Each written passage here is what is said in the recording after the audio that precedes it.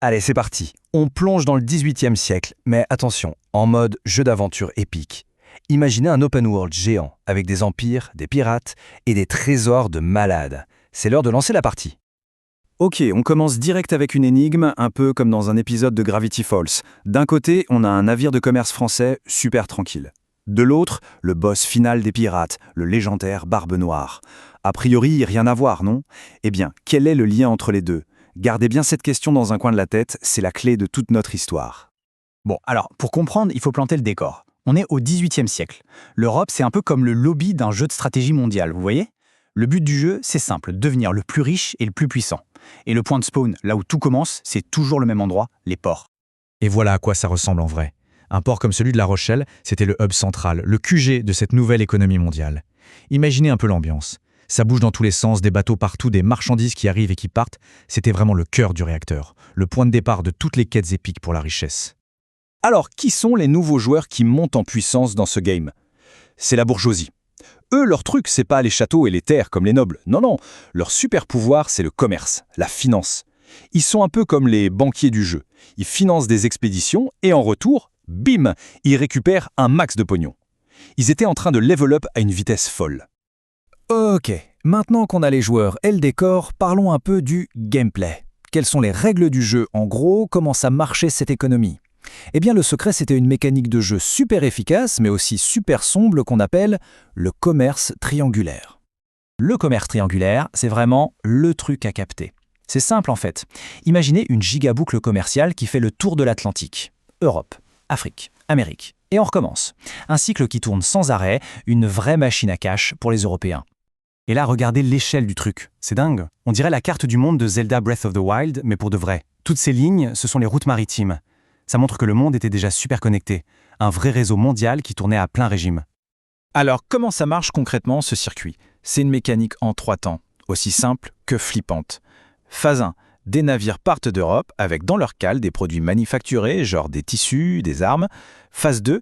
Ils arrivent en Afrique. Là, ils échangent ces marchandises contre des êtres humains, des captifs. C'est la traite négrière. Phase 3. Ils traversent l'Atlantique, vendent ces personnes comme esclaves dans les colonies, puis remplissent les cales avec du sucre, du café, du coton et retour en Europe. Chaque étape finance la suivante. Un système hyper rentable, mais fondé sur une brutalité sans nom.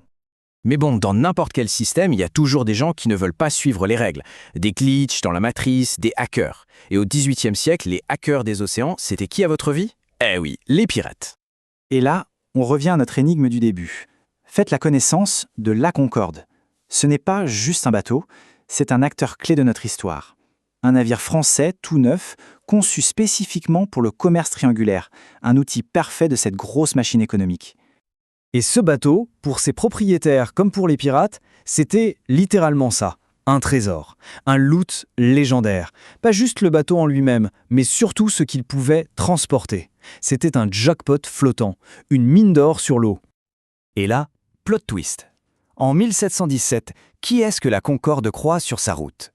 Le boss des pirates, le plus célèbre, le plus flippant, Edward Teach, alias Barbe Noire. Pour lui, ce navire, c'est le loot ultime. Rapide, grand, le véhicule parfait pour un roi des pirates.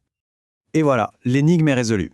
Barbe Noire capture la Concorde et le rebaptise le Queen Anne's Revenge. Dingue, non? Le navire marchand français, pièce maîtresse du commerce triangulaire, devient le bateau pirate le plus iconique de tous les temps. Ça montre bien que le monde du commerce légal et celui de la piraterie étaient en fait les deux faces de la même pièce. Mais attention, les pirates n'étaient pas les seuls à se taper dessus. Le vrai clash, le gros combat PVP, c'était entre les superpuissances de l'époque, les grands empires européens. Là, on passe en mode Battle Royale à l'échelle mondiale. Et le match principal du XVIIIe siècle, c'est le classique. France contre Angleterre. C'est un peu le Griffon d'or contre Serpentard de l'époque, mais avec des canons et des navires de guerre. Les deux voulaient la même chose, le contrôle total des routes commerciales et des colonies. Et tout ça a explosé dans un conflit énorme, la guerre de 7 ans. On peut même dire que c'était la première vraie guerre mondiale. Résultat des courses, c'est un game over pour la France en Amérique du Nord. Elle perd quasiment tous ses territoires là-bas, y compris le Canada. L'Angleterre, elle, c'est la grande gagnante. Elle devient la puissance numéro 1 dans le monde, sur mer et sur le commerce. Un vrai world boss qui va dominer le jeu pour un bon moment. Ok, on a parlé des empires, des pirates, de l'argent. C'est cool. Mais toute cette richesse, tout ce pouvoir, ça a eu un prix. Et un prix très lourd. Maintenant, on va zoomer. On quitte la grande carte du monde pour suivre une histoire personnelle, le voyage d'un seul navire, pour voir le coût humain de tout ça.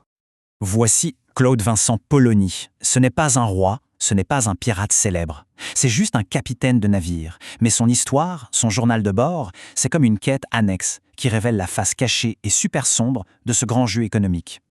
Alors, suivons son voyage étape par étape. Premièrement, le départ. Il quitte la France en 1784 avec ses marchandises. Classique. Deuxièmement, la traversée du milieu. Il arrive en Afrique et là, 599 personnes sont embarquées de force sur son navire. 599. Troisièmement, l'arrivée. Il atteint les Amériques en 1785. Mais à bord, il ne reste que 575 survivants. 24. Le calcul est rapide. 24. Ce n'est pas juste un chiffre sur une page, ce sont 24 vies. 24 personnes qui sont mortes pendant la traversée. Et ça, c'est sur un seul voyage, d'un seul bateau. Imaginez ça multiplié par des milliers de voyages pendant plus de 200 ans. Le chiffre donne le vertige. Et c'est là qu'on touche au cœur du problème. Tout ce système a créé des fortunes de dingue pour une poignée de personnes en Europe. Mais il faut être super clair, cette richesse, elle a été construite sur le travail forcé, la violence et la souffrance de millions d'Africains. L'un n'allait pas sans l'autre. Et ça nous laisse avec une question super importante pour aujourd'hui. Le XVIIIe siècle a posé les bases de notre économie mondiale. Mais quel est l'héritage d'une fortune construite comme ça ? Comment on gère, aujourd'hui, les conséquences de cette histoire ? C'est une question compliquée, il n'y a pas de réponse facile, mais c'est essentiel de se la poser. Et voilà, on a fait le tour. Mission accomplie.